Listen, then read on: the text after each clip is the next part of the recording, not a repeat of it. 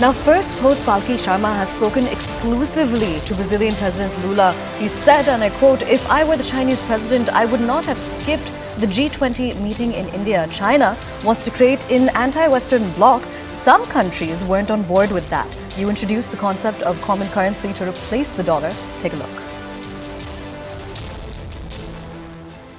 We saw an expansion of the BRICS. There was a report, or many reports, that said that China wants to create an anti-Western bloc. And that's the direction that it was taking. I understand that some countries were not on board with that idea. You endorsed the idea of a BRICS common currency to take on or to replace the US dollar. Are you happy with the direction that this grouping is taking? Well, first of all, I did not endorse of a common currency. Brazil proposed the idea for a long time for a need of the countries to build a currency so that they don't need the dollar. I can negotiate with India with my own currency and India with their currency. The same thing, my currency with the China's their own currency. The Europeans created the euro. Why can't we create a new currency for trade? But we'll keep our own national currencies. What we did was to allow that the finance ministers of the BRICS countries have 1 year to find a solution for this new currency. And we do not want to confront anybody with this idea. We don't want to go against the G7, because I'm also a guest at the G7. I participate in the G20, in the BRICS meetings. I participate in the IPSA, which is a group, India, Brazil, and South Africa forum, that China does not participate in the IPSA. And so we have to have the awareness that no one wants to create a bloc against another bloc. What we want is to be treated with respect and under equal terms. This is what we want, only that. And India has the right to be not only a big country in terms of population, but a great country in terms of the quality of lives of their people, of its people. Brazil too has that right. China too. The US too. All of us dream that our people will reach the welfare state that Europe has achieved. We dream with a welfare state. And we know for that, this is a very difficult task to reach that welfare state, because we have to find more ores, more richness in nature. And I don't know if nature has all that wealth for us to find. We cannot live in a world, possibly, where 2% of humanity has much more wealth than 50% of the poor. I know you have to go for dinner, but I want to ask you two very quick questions. One, at the BRICS summit, there was a picture of you along with the Indian Prime Minister that went viral. You were looking at a newspaper, and we were all very curious to know what was the conversation that you were having at that time. I was congratulating the Prime Minister Modi for the conquest of reaching the space with a rocket, cheap rocket, and to manage to reach a place where 4 days before that, the Russians failed to reach the moon. So I think it was an extraordinary achievement with science and technology for India. So I was congratulating the Prime Minister, and he was very proud of the achievement. And my final question, a lot of people have seen you making speeches at global forums. We've heard about your views on politics, your views on climate change, economy, but not many people know that you also watch movies from India. Do you want to tell our audience about the movie that you liked? Yes. The last film that I watched from India is a film called Revolt, Rebellion, and Revolution.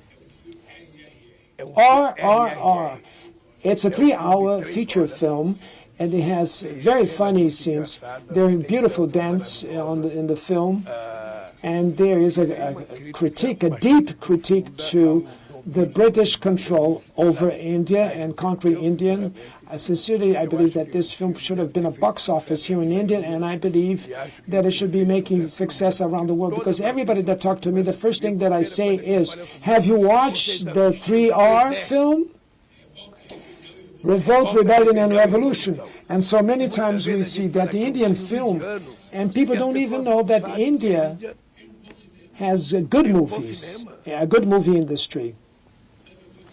Many times people are not aware of that movie industry, that they have good films from India. So sincerely, I enjoyed very much this film from India. The political side, I enjoyed also the dance, the joy that was shown in the film, even when the critique is done in a very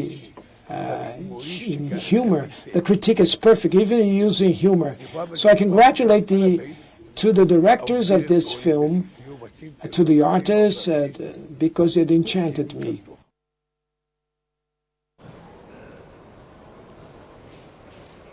All right, let's quickly go across to Captain Bansal for inputs on what he makes of this exclusive of Network 18. Captain Bansal, that was Palki Sharma's interview. Palki of Firstpost, she's spoken with the Brazilian President Lula, and if you heard, the crucial takeaway from that bit is the fact that he's gone on to highlight that he said that if I were the Chinese president, I wouldn't have missed the G20. B, he also highlighted how China wants to create an anti-West bloc and that they want to introduce a currency which is a counter to the dollar in terms of de-dollarization. Perhaps what makes sense and the key takeaway is the fact that if China does want de-dollarization to work along with Russia, then perhaps G20 was not a platform to miss.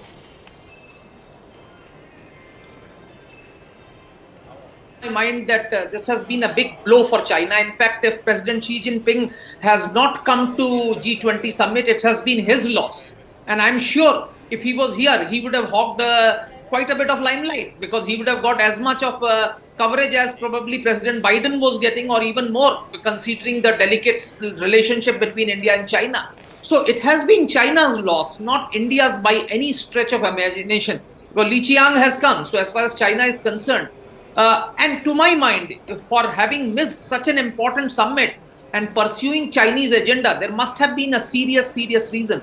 Considering the authoritarian regime that rules in China, he really would never know. Maybe he's not well and they don't tell the world. Or maybe there is a brewing revolt against his leadership, because under him, the Chinese economy is crumbling. And now we have seen that his authoritarian streak is being opposed by some senior leaders. So there has to be some very serious reasons. I have no doubts, and I agree completely with Brazilian President that Xi Jinping, by not coming for this G20 summit, has lost out himself. It has actually, he's lost out a wonderful opportunity. Absolutely. In fact, I'm going to cut into a short break in just a bit, because as you said, he's lost out on a wonderful opportunity. And the fact that it's coming from Brazil's president is even deeply symbolic, because remember, we're looking at a time when the G20 is being hosted by the Troika. Earlier it was Indonesia, now India, and it's going to be Brazil next year. So that certainly is not going to bode down well with a country which is going to be hosting G20. To see absence of the Chinese and the Russian president. On that note, it's time to slip into a quick break. Don't go anywhere, because CNN News 18 has been bringing you a live and rolling coverage of G20.